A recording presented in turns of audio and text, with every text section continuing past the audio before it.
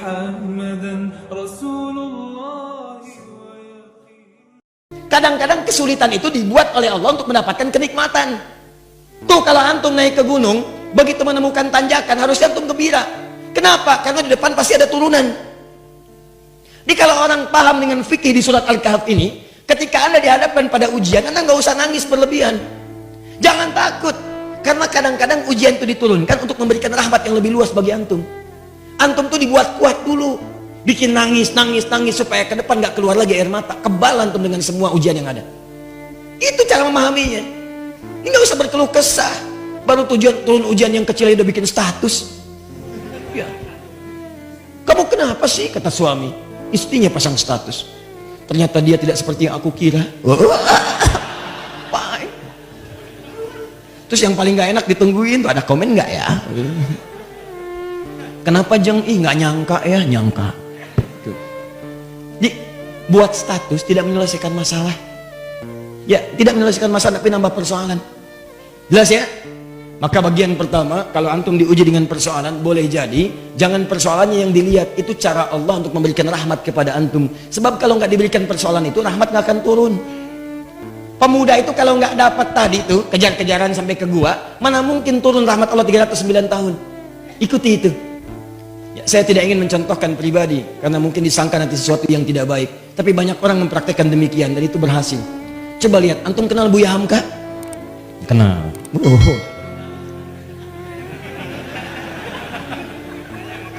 Alhamdulillah. Ya. Yang penting antum kenal lah, walaupun beliau nggak kenal antum. Ya. Buya Hamka, sempat beliau kemudian dalam episode kehidupannya dimasukkan ke dalam penjara. Tapi setelah beliau di penjara itu, bukan perasaan mengeluh, bukan dendam, bukan marah, bukan puncak dari emosi yang keluar, tapi syukur kepada Allah. Ketika ditanya bagaimana pendapat anda Buya mendapatkan perlakuan seperti itu dimasukkan ke dalam penjara, beliau malah mengatakan, saya bersyukur kepada Allah Subhanahu wa Ta'ala. Kalau ada waktu, saya pengen ketemu presiden untuk mengucapkan terima kasih telah memasukkan saya pernah ke penjara dalam episode hidup saya, kalau bahasa kita sekarang. Kenapa? Karena ternyata di penjara itu saya bisa menyelesaikan tafsir Al-Azhar. Kalau saya nggak masuk ke sini, nggak jadi ini tafsir.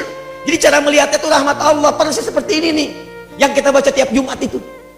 Bicara orang kalau kebiasaan baca Al-Kahf, spiritnya ada dalam jiwa, dia nggak akan gugur karena ujian-ujian.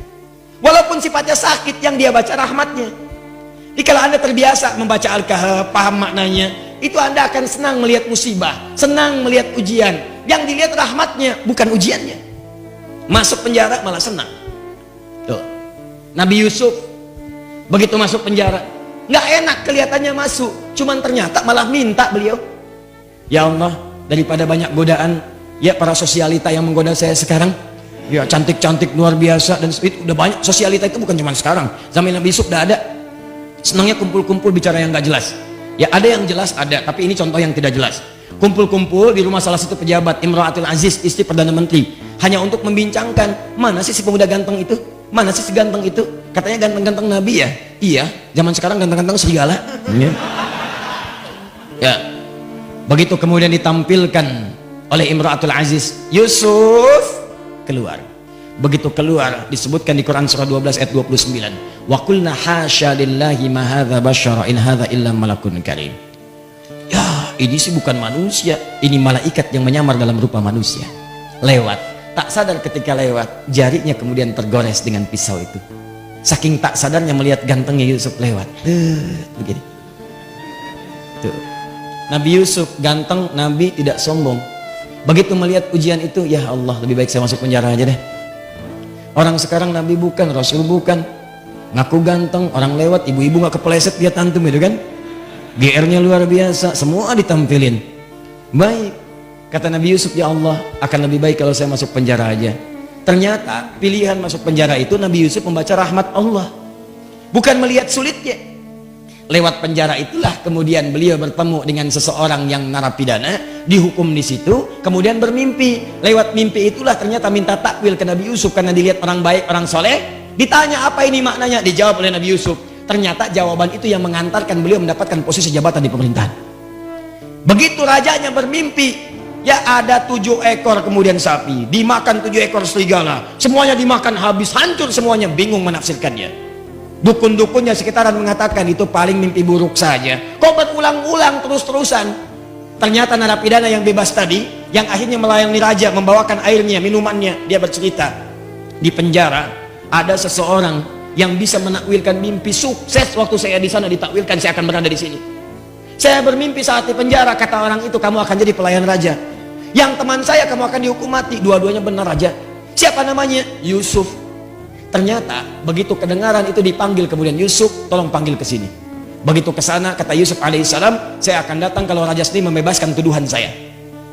Maka ketika datang dibebaskan tuduhannya. Tapi yang paling penting, begitu selesai tuduhan dibebaskan, kamu akan saya angkat jadi orang terdekat saya.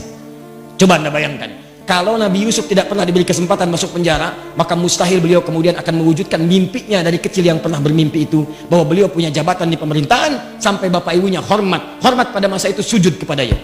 Maka takwil mimpinya saat kecil itu, ya beliau melihat ahada asyara kaukaba wa syamsa wal qamara ra'aituhum li sajidin. Saya melihat 11 bintang, 1 matahari, 1 bulan sujud kepada saya, hormat. Ternyata begitu diangkat jadi bendahara yang sangat hebat, punya kedudukan, bapak ibunya diundang dari Mesir, datang dari Kanaan Palestina ke Mesir. Begitu datang, apa yang terjadi? Mereka langsung hormat kepada Yusuf alaihissalam sebagai bagian dari rakyat, hormat kepada penguasanya. Coba kalau nggak pernah masuk penjara, nggak mungkin terjadi begitu. Tuh antum tuh jangan lihat senangnya aja, kalau nggak ada sulit yang nggak akan datang kesenangan. Rahmat itu rahmat. Jadi pertama cara bacanya, syukuri setiap nikmat Allah, kalau bertambah syukuri, kalau ada ujian bersabar. Doanya ini. Jelas? 1 tetesan rahmat Allah paling minimal 309 tahun. Jika diberikan lebih, maka berapa yang antum nantikan? Bisa melewati alam-alam selanjutnya. Nanti saya berikan rahasia ya. Ada yang kalau antum amalkan, itu 3 alam dijamin. Dunia diberikan, alam kubur dilimpahkan, di akhirat antum saking gembiranya sampai lompat-lompat. Tuh, betul sekali. Betul. Ya itu. Ya. Paham? Apa itu? Nanti belakangan. Sekarang bagian terakhir. Ini sudah menyakiti fisik nih. Domain fisik. Yang tadi masih ancaman, dikejar-kejar, masih bisa ngindar. Kalau yang ini fisiknya udah dipegang, diancam. Bahkan luar biasa, udah mengalami kontak fisik. Kejadian ini kontak fisiknya dilemparkan ke laut, dimakan ikan paus. Psh, masuk tuh. Saya mau tanya pada antum, kalau masuk ke perut ikan paus, sempit atau luas?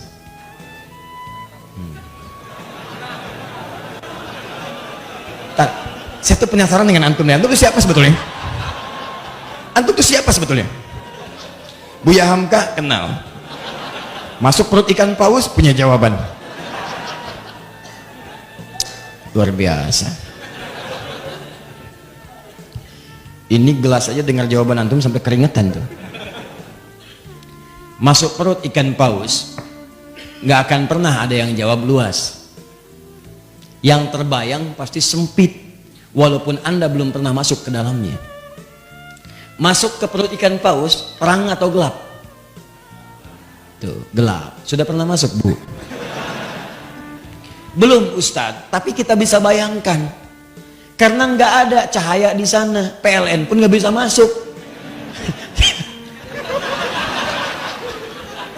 Nggak, saya kebayang. Kalau ada inovasi PLN, petugas PLN berdasarkan kisah Nabi Yunus ingin memasukkan listrik ke dalam perut ikan paus. Bagaimana cara masangnya? Gak ada listrik, cahaya tidak ada, berarti gelap. Dalam bahasa Arab, gelap itu sesuatu yang zulma. Zulama yazlimu zulman, gelap. Minat zulmati ilan, sempit, padat. Teman-teman, ada yang kemudian dianiaya, itu nabi lagi. Nabi Dzannun, Nabi Yunus alaihissalam. Diusir oleh umatnya, masuk ke perkampungan, naik ke atas kapal, di situ bahkan diundi, ternyata beliau harus dilemparkan. Di kapal keberatan nih, zalim, ambil aja orang itu, undi, dia orangnya, lemparkan. Begitu dilempar ke dalam perut ikan paus, ya, dilempar ke lautan, ditangkap ikan paus. Oh, hebat ikan paus, dan nungguin. Tangkap, masuk. Apa yang terjadi? Gelap, sempit, sesak, capek luar biasa.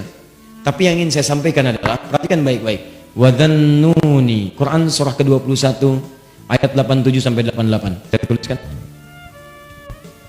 Wa dhannuni idh dhahaba mughadiba fa dhanna an lan naqdir alayhi fanada fi dhulumati. Gelap. Ya alla ilaha illa anta subhanaka inni kuntu minadh zalimin.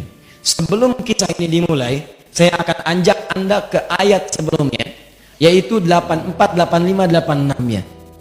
Khususnya 85 dan 86. Ketika di 85 Allah menyebutkan wa Ismaila, kemudian ada Idris, ada Dzulkifli, disebutkan mereka termasuk kalangan orang-orang yang baik. Di ayat ke-86-nya wa adkhalnahum fi rahmatina. Mereka itu Ismail alaihissalam, Idris alaihissalam, Dzulkifli alaihissalam. Kata Allah, golongan-golongan yang kami berikan rahmat kami kepada mereka. Rahmat diberikan. Dan menariknya ketika menyelesaikan ayat 86 ini, masuk ke 87 pakai wawu, wa dhannuni, wawunya wawu ataf. Saya ajarin ilmu nahwu sebentar ya. Di ilmu nahwu itu begini. Kalau ada kalimat, kemudian pakai wawu, maka hukum kalimat setelah wawu ini diikutkan pada sebelumnya. Ya, misal saya contohkan begini. Zahaba Kevin wa Stephen wa Edward ilal masjid. Ya, kita ganti namanya sedikit supaya agak sedikit milenial. Kevin, Stephen dan Edward pergi ke masjid. Ya, mereka berangkat ke masjid Muslim. Ya, masuk Islam, kemudian sholat, berangkat ke masjid. Kevin, Stephen, Edward. Ada satu orang lagi yang belum disebutkan. Belakangan disebutkan wa Asep misalnya. Kenapa ketawa? Ya, sekarang kan nama-nama tertentu membuat bahkan pendekatannya agak beda. Ya, dalam bahasa Arab itu tukhalif tu'raf. Kalau kalian pengen dikenal atau pengen dapat sesuatu, ada cara yang kedua selain berbuat kreasi yang bagus, yaitu sedikit nyeleneh. Maka mulai kemudian nama dibeda-bedakan. Ya, Asep Golok, Edi Samurai gitu kan, Atta Halilintar ya dan sebagainya, itu macam-macam lah. Ya. Nah, misal Dhahaba Kevin wa Stephen wa Edward wa Asep. Ya. Nah, ini ilal masjid. Disebutkan di sini ilal masjid wa Asep. Maka Asep di sini itu sama-sama pergi ke masjid bersama tiga orang ini. Diikutkan hukumnya. Di ayat 86 wa Ismaila, kemudian ada Idris, ada Dzulkifli. Di ayat 86-nya, 85 disebutkan orang-orangnya, 86-nya wa adkhalnahum fi rahmatina. Orang-orang yang kami sebutkan tadi kami berikan rahmat Allah. Kami masukkan mereka dalam rahmat kami. Rahmatina, tiba-tiba ayat 87-nya wa dhannuni pakai wawu. Wa, dan di antara mereka juga ada yang lain selain yang mereka dapatkan ini. Selain Ismail, selain Idris, selain Dzulkifli alaihissalam yang mendapat rahmat kami, ada nabi berikutnya yang ingin kami kisahkan. Siapa itu? Dhannun. Dhannun juga mendapatkan rahmat kami. Begitu cara memahaminya. Di ayat 87 ini jangan pisahkan di ayat 86. Ada orang-orang yang pernah mendapatkan rahmat kami, ini orang-orangnya. Selain mereka ada lagi. Siapa itu? Wa dhannuni. Demikian juga dengan Dhannun, Nabi Yunus alaihissalam. Beliau pun pernah mendapatkan rahmat Allah. Kapan rahmat itu diberikan? Dalam situasi yang sangat sulit. Idzahaba mughadiba, ketika beliau kemudian merasa tidak senang dengan perlakuan kaumnya, dizolimi, dilemparkan ke perut ikan paus, sulit luar biasa. Saya tanya pada antum, nih ya, tolong jawab dengan penuh kejujuran. Dengan jujur antum jawab. Maaf sekali, kalau antum berada di perut ikan paus, kira-kira masih ada peluang nggak oleh manusia untuk diselamatkan? Tuh, nangis tuh kan, karena tahu nggak mungkin. Tadi kan begitu saya sebutkan rahmat, ya. Tuh. Begitu kita tanyakan ada peluang nggak? Bayi aja tahu. Tuh. Ya. Jadi sulit mendapatkan peluangnya. Orang masuk perut ikan paus, ditelan. Siapa yang mau nolong? Manusia mengatakan mustahil, nggak usah ditolong lah, nggak ada harapan. Yang ada malah kita ikutan ke dalamnya. Paham? Tuh. Kalau gerah kipasi, kalau perlu air berikan, kalau ada permen sampaikan. Maka teman-teman sekalian, nah berdoalah kemudian Nabi Yunus kepada Allah. Apa doanya? Nih, perhatikan kalimatnya. Wa nada fi dhulumat, maka dalam suasana gelap, capek, resah itu beliau berdoa kepada Allah. Allah ilaha illa anta. Tolong minta air. Ya. Oh, ini aja nih. Nah, atau aqua, ada aqua? Baik. Tolong diberikan ke belakang, barangkali haus. Ya. Kalau bukan anaknya, ibunya yang minum. Ya. Ya, saya nggak minum nggak apa-apa, ada apa aku mah tuh ya. Yang penting antum nyaman insya Allah. Baik. Antum ikhwan ada lagi yang mau nangis? Wa nada fi dhulumat, maka beliau bermohon kepada Allah dalam suasana gelap sulit itu.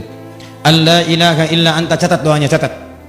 Kalau antum sedang dizalimi orang secara fisik, diancam, dimacam-macam, bahwa proyek antum diambil orang, kelihatannya zalim aja. Maka dalam suasana gelap itu Nabi Yunus bermohon kepada Allah. Gelap, sempit, capek, sulit. Allah ilaha illa anta. Dimulai dari sini. La ilaha illa anta. Subhanaka inni kuntu minadh. Catat doanya. Dimulai dari la ilaha illa anta. Kalau yang tadi dimulai dari Rabbana atina min ladunka rahmah. Kalau yang ini dari la ilaha illa anta. Anda bisa mulai dengan kalimat Allahumma la ilaha illa anta, atau Rabbana la ilaha illa anta, jadi doa. Subhanaka inni kuntu minadh zalimin.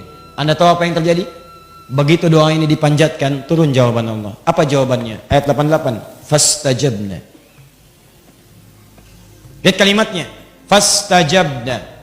Maka kami jawab dengan cepat doa Nabi Yunus itu. Pakai fa. Saya sering terangkan fa. Huruf sambung tanpa jeda. Begitu selesai berdoa, turun jawaban. Tapi Allah bukan mengatakan fa'ajabna, fastajabna.